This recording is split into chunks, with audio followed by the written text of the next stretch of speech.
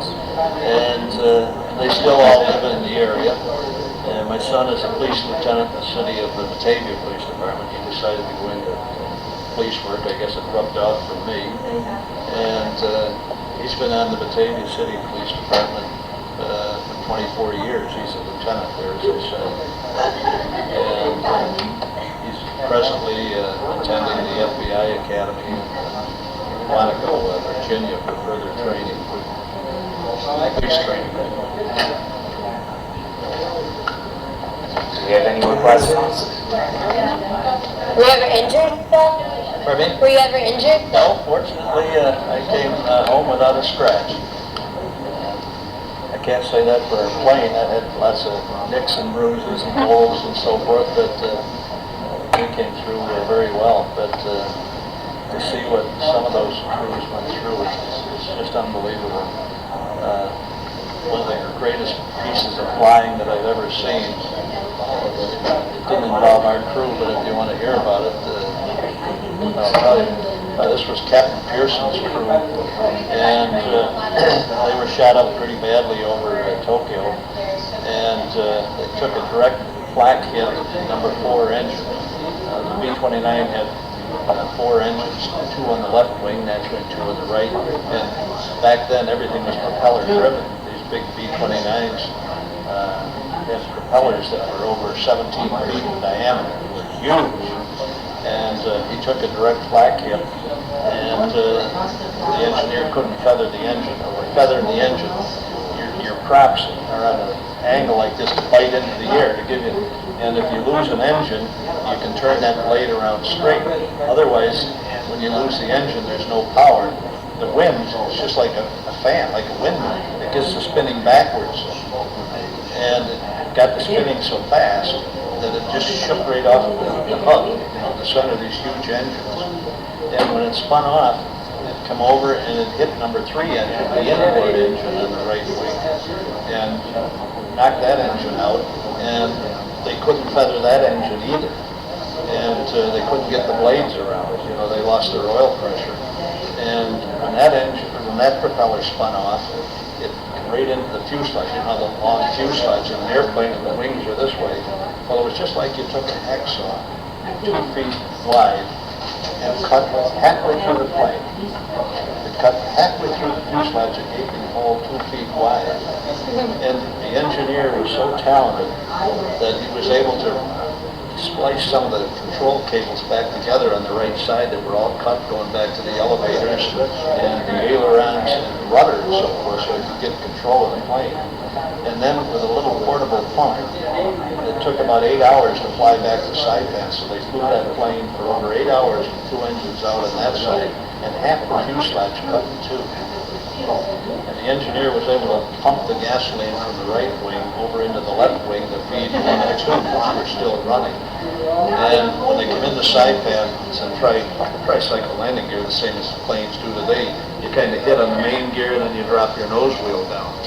Well, they come in and they landed beautifully on the main gear. When they dropped the nose wheel down, the plane split in 2 the rest of the way. And all the guys up front, that part of the plane went about a half a mile down the runway and off on that side, and the main gear with the wing and so forth went off on the other side of the runway, and not a man got a scratch. It was a wonderful piece of work. That B-29 would just fly when it was almost in pieces, and it would still stay in the air. It was such a great airplane.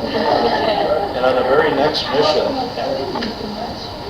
the radar operator, Sal, can't think of his last name now, it's a Spanish name. Well, it doesn't matter. He was from the Los Angeles area, and he was sitting at the radar table. He was the radar operator towards the rear of the ship, looking into the, following the sweep and looking for the beat and so forth, And a Japanese fighter was attacking, and they were using, I think, 30 caliber shells, the Japanese, and some of them were an explosive shell. When it hits, there'd be an explosion. It wasn't just a projectile. And one came through the side of the ship and went through his leg, way down low here, come out here, through this leg, out here, and landed on the floor alongside him. But it was underneath the foam. Well, he ended up with 4 huge scabs on the sides of his leg, and he was back flying within 3 weeks. He was back with his crew after going through something like that. But I mean, that's how dedicated people were.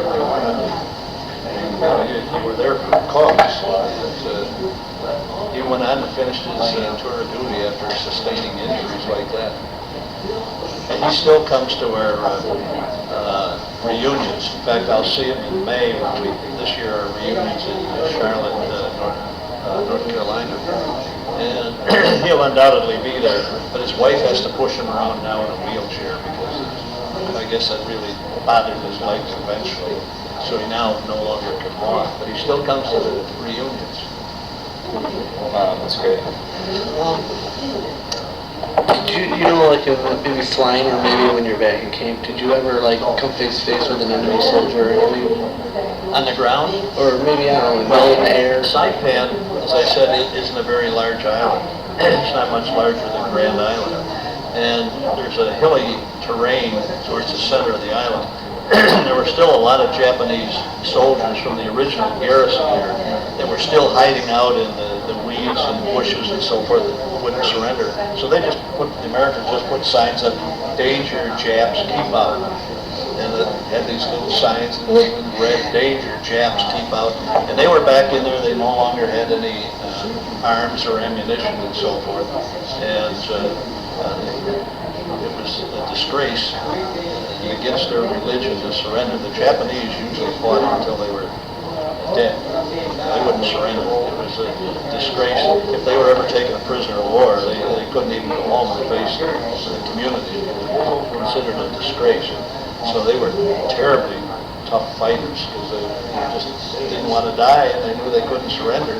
And they fought to the end. In fact, like with Mr. Newton, you heard him say that he was one of the Marines that went into Iwo Jima to capture that island to give us an emergency base.